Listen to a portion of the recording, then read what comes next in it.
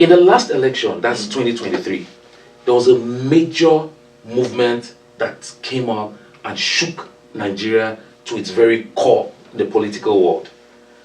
Now, as a matter of fact, I had friends who had bets with me and said this movement would not gather more than 1 million votes. But at the end of the day, that movement gathered over 5 million votes.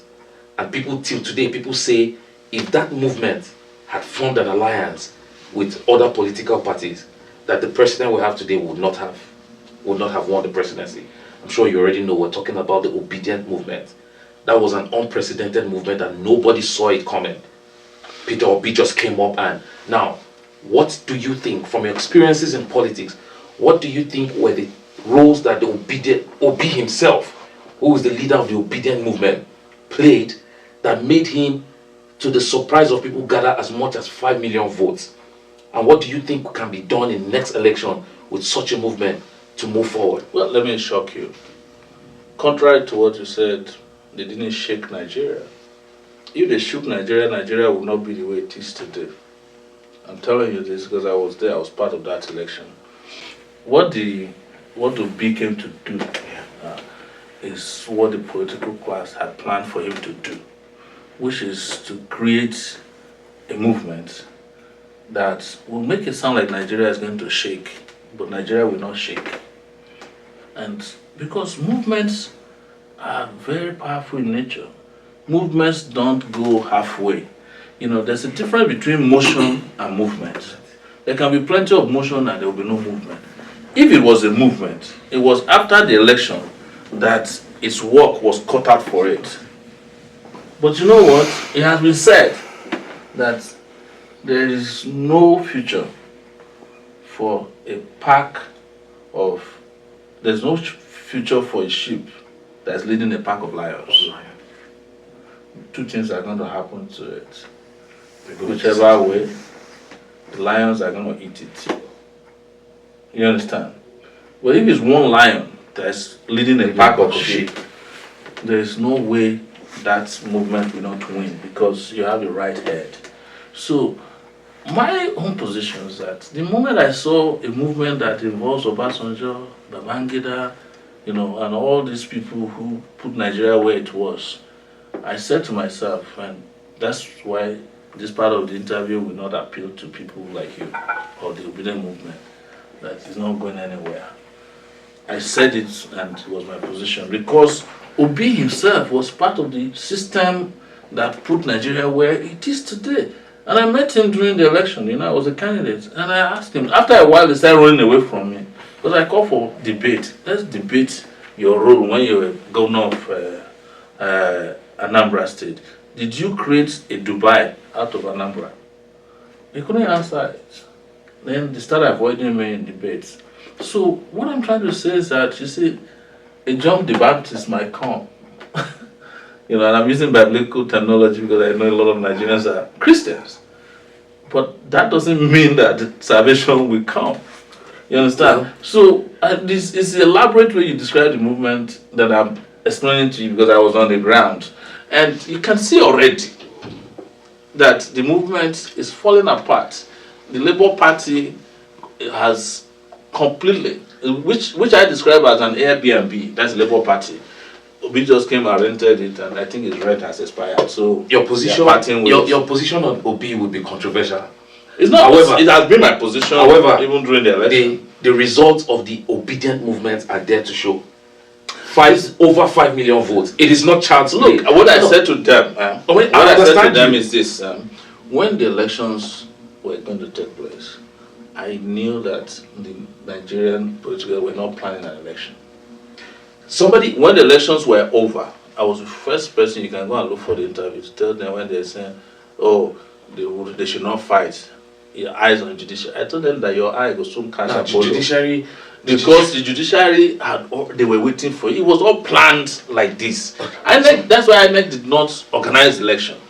But when we were going to election, INEC was getting the bulk of its validation from the Labour Party people. Because we used to go to meetings. INEC is ready. We have seen the machines. We have seen the server.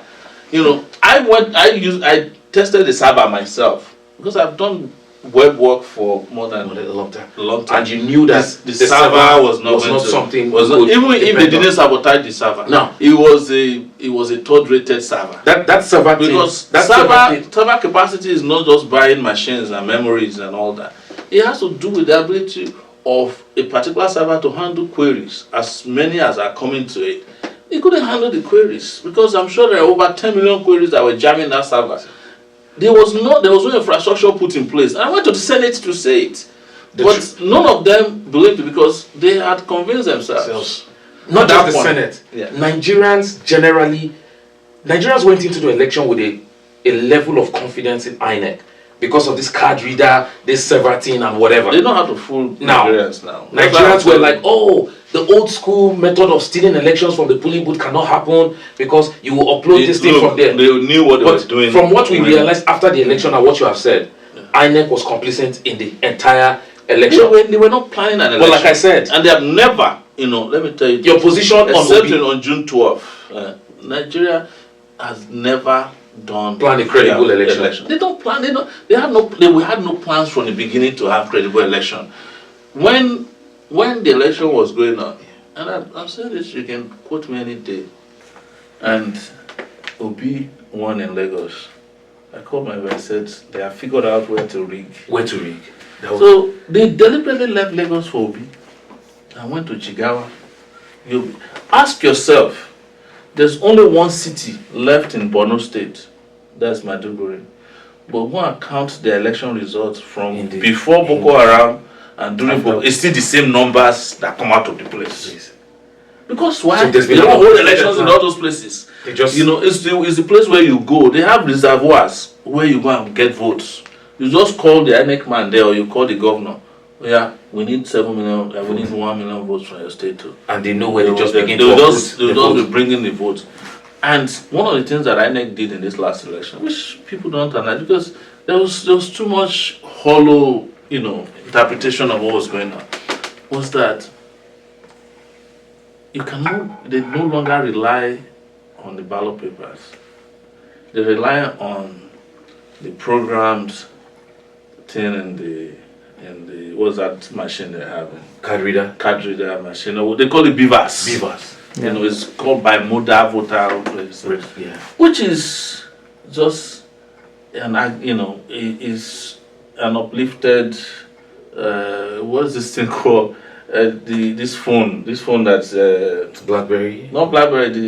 The one that's the opposite to Apple. I'm sorry. Samsung. Not Samsung. There's a name they call it. Android. That thing is an Android it's just offline and online. It has only one app on it, which is the one that uploads the results. So they upload the voters register in advance, and then when you are done, you just like you take a picture with your WhatsApp, you take a picture of the results, and when it finds network it will send it to INEC server. And then the public is now trying to get that thing from INEC server. The thing is that where it becomes tricky is that half of the country that day said the network. Nothing was. So on a regular day, INEC officials in certain places were not even trained. They don't even know how to operate beavers. Most of their officials don't know how to. So they started using handwritten.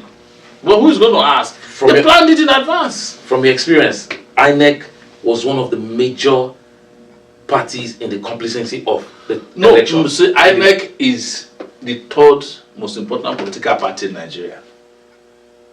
After the two major ones, INEC. And it's on their neck that they rigging the other part. So if INEC wants you to, an INEC official has approached me before during the election and said, how many local governments do you want to win? Come and see us. I'm telling you, they will allocate allocation.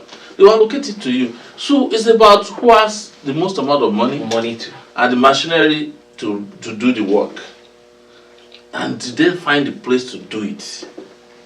They did also in 2015. The 2015 election, even though it was okay with people because people were tired of the Jonathan regime.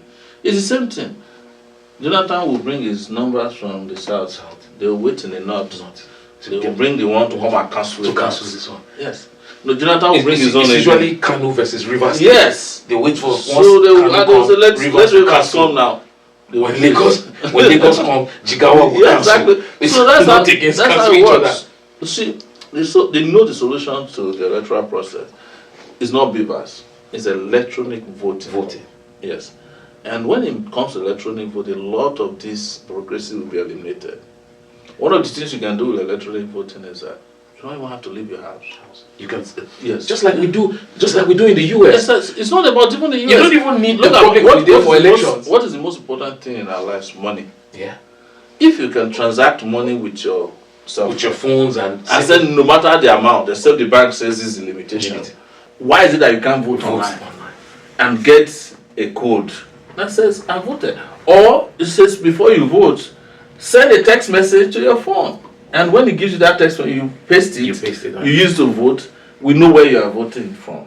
So these things are more credible and it costs less, but they will never use it because it will not allow them to do that what they want. Because you know that if elections are credible in Nigeria, there's no way Tinubu can win election.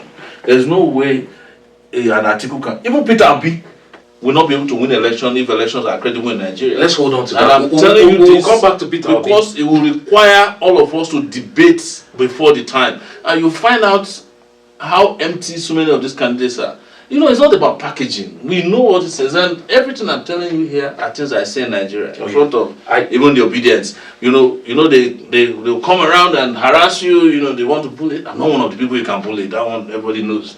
I've already said my position, and my position is well known to all of them. Now that the elections are over, a lot of people have come back to their senses and say what you were saying is true. So from your postulations right now, we know that the major culprit in the election irregularities and the election processes of Nigeria is in INEC. The onus is not only INEC, it's a class. But INEC has to get its rights together.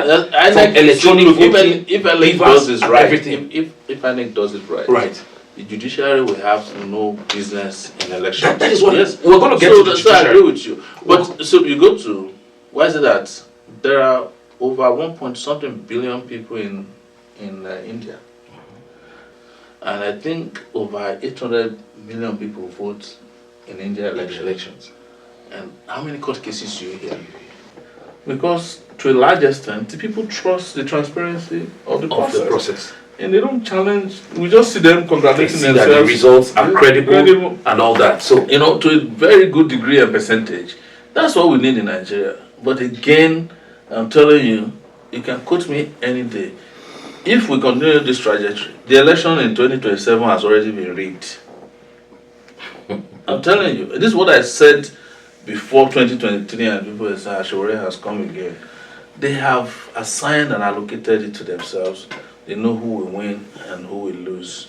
Because at the end of the day, it's about a number of factors, of which INEC may be one, but you have not talked about security agencies, including the army, the police, the DSS. They are the ones who supervise the crime.